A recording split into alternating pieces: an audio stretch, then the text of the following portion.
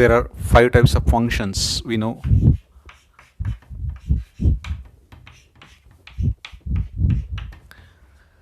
This is logarithmic. The function is log of x to the base e or to the base a. We'll come to this afterwards. This is algebraic.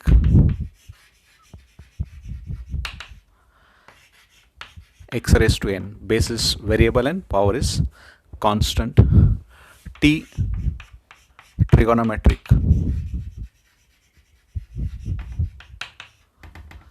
6 trigonometric functions: sine, cos,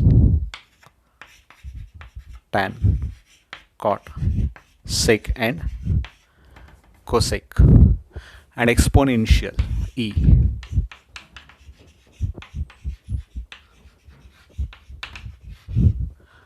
It is a raised to x and special cases e raised to x. So these are the functions which we have already studied in whose derivative we have studied in 11th standard. If you are remembering, its derivative is 1 upon x. Its derivative is n into x raised to n minus 1. If we consider sin x, its derivative is cos x. For cos x, the derivative is minus sin x. For tan x, the derivative is sec square x. For cot x, the derivative is minus cosec square x, sec x tan x, and for cosec x, it is minus cosec x into cot x. So these are the derivatives of trigonometric function. We know the derivative of a raised to x is a raised to x into log of a, and derivative of e raised to x is e raised to x itself, because derivative of log e to the base is 1. So we are left with only one type, it is inverse trigonometric function, and I stands for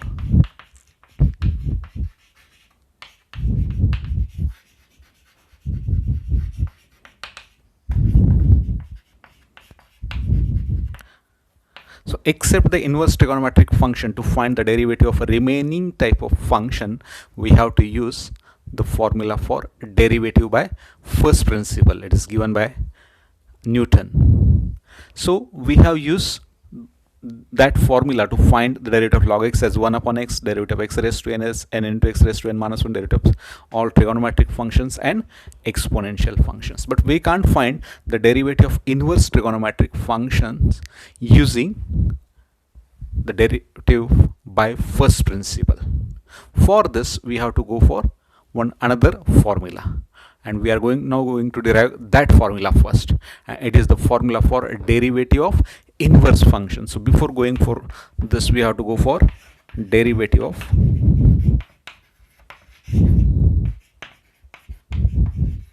inverse function first. And friends, already you have studied inverse function in the topic sets relation functions in 11th topic. So just we can revise what is inverse function, and then we'll go for proof of derivative of inverse function, and using that formula then we can find derivative of inverse trigonometric functions. So we'll see what is inverse function.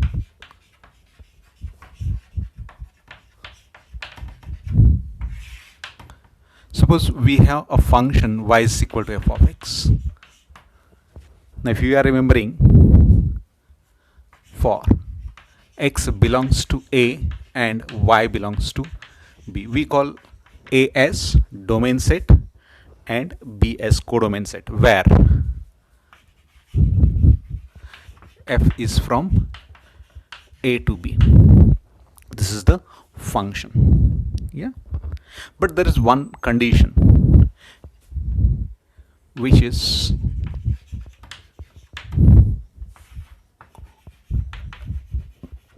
one and on. This is the must condition. The function must be 1 and onto. So if this function is 1 and onto, then only we can define or one can define a function known as or denoted by f inverse from B to A, f inverse from B to A, such that x is equal to f inverse of y. See, for the given function y is image of x, and now for its inverse function x will be the image of y. Simply we can see sine of pi by 6 is pi by 6 radians means 30 degree, and it is 1/2. Then if we define its inverse function, then the value will be sine inverse of 1/2 is equal to pi by 6 or 30 degree. But we have to restrict the domain, and we are going to study about this in the topic trigonometric equations in 12th standard. Also we are going to discuss this, or in 11th standard only we have seen the conditions there, but when we are going to discuss the inverse of this trigonometric function, we'll see the condition for the domain, because there are number of values whose sine ratio is 1/2. So for the given domain R, it is not 1 it is many one, so we have to restrict this. So if it is 1 the given function is 1 then only we can find its inverse function. So this is the simply way. And now see what we are going to do. If this function is differentiable, means dy by dx exists, and if we construct this, now here x is the dependent variable and y is independent variable, so the derivative will be dx by dy. And now we have to find the relation between these two derivatives. Okay, and that formula is known as the formula for derivative of inverse function. Okay, so friends, now we'll go for the formula for derivative of inverse functions. So here we'll go for the proof of the theorem on derivative of inverse function. So first we'll go for statement of the theorem. If y is equal to f of x is differential function of x on I, an interval I, and y is 1 and onto, this function y is equal to f of x is 1 and onto, I itself is domain of the function, and this term dy by dx is not equal to 0 on I. So that is, for the total function, if we differentiate it, it has no value is 0 on the interval I. Whatever value of x we are putting from I is not giving the value of dy by dx is equal to 0. Okay, this is the must condition. And its inverse function f inverse of y, x is equal to f inverse of y, is also differentiable, and we have the relation dx by dy is equal to 1 upon dy by dx. So we'll go for the proof of this theorem. We will find the relation between dx by dy and dy by dx here. So we go for the proof. So must condition already we have mentioned, it is dy by dx should not be 0.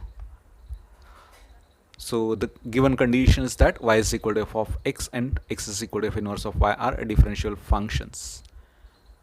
So we'll start with delta x as small change in or increment in x. So whenever x changes, y must change, because y depends on x. X is the independent variable and y is the dependent variable. Wherever x changes, y must change. So if x is changed by delta x, then y must change by some value. We call that value as delta y. Now see some conditions on this delta x and delta y. Delta x and delta y, as they are increments, they should not be 0, both should not be 0, so they are non-zero. And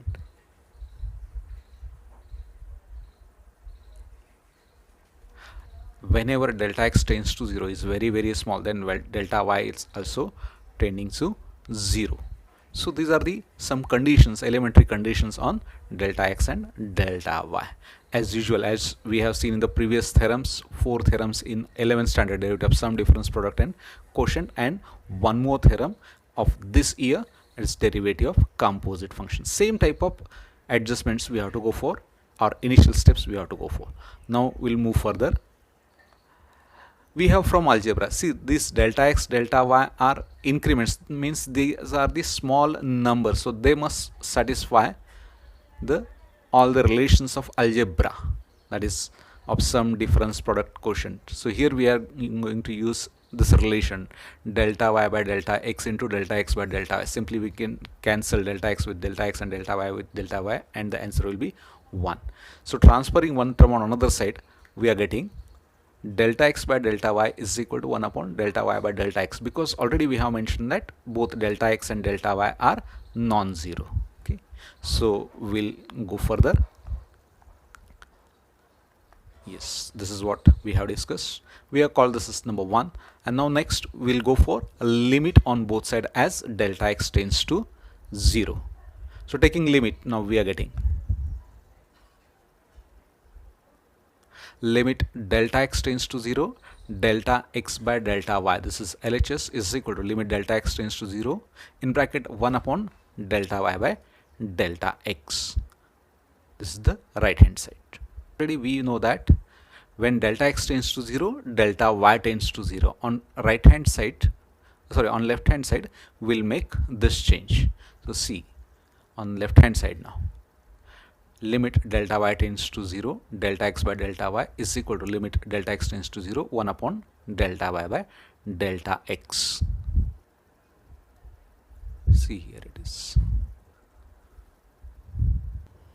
Okay, so we have changed delta x tends to 0 to delta y tends to 0. Now we'll move further. So we call this as equation number 2. And now in the third part of the proof, we'll go for the Leibniz definitions of derivative. Now we'll go for the next part. From statement of the theorem, since y is equal to f of x is differential function of x by Leibniz definition of derivative, see what it says. It says this dy by dx exists as a limit delta x tends to 0 of delta y by delta x by Leibniz definition, and it should not be 0, already mentioned it here, so we'll call this as 3. Now if we use this 3 in 2, see what happens with RHS, because this is the term, this limit is the term in the denominator of RHS, and so RHS is not equal to 0 by this condition, and the limit delta x tends to 0, delta y by delta x, it exists, means RHS exists, and whenever RHS exists, LHS must exist. So see from what we are getting, limit delta y tends to 0, delta x upon delta y, that is dx by dy, exists. This is the RHS of this equation, and I will call this as 4, and just we'll use equations 3 and 4 in 2. So we get dx by dy is equal to 1 upon dy by dx, where already we have mentioned this condition, and this completes the proof, because we got the relation between the derivatives dx by dy and dy by dx. Both these derivatives are reciprocals of each other. Derivatives of inverse functions are reciprocals of each other. So just we can revise this proof once again. So see the statement, if y is equal to f of x is differential function of x on an interval I, and y is 1 1 and on 2, and dy by dx is not equal to 0 on I. Also this f inverse of y is differential function of on I, and this dx by dy is equal to 1 upon dy by dx, where dy by dx is not equal to 0. So see what we have started.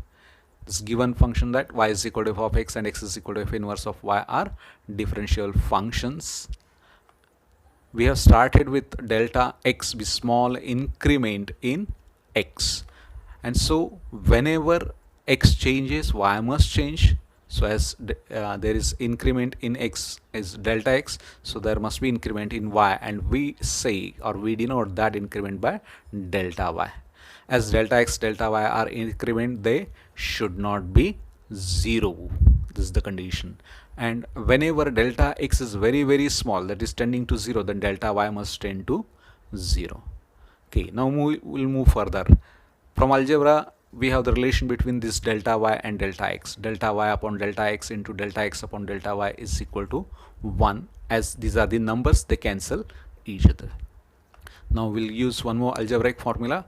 As they are non-zero, we can transfer the first term on another side or divide on both sides. So delta y x by delta y is equal to 1 upon delta y by delta x. And obviously, as delta x and delta y are not equal to 0, this ratio is also not equal to 0. We call this as equation number 1, and then we will take a limit on both sides. Limit as delta x tends to 0.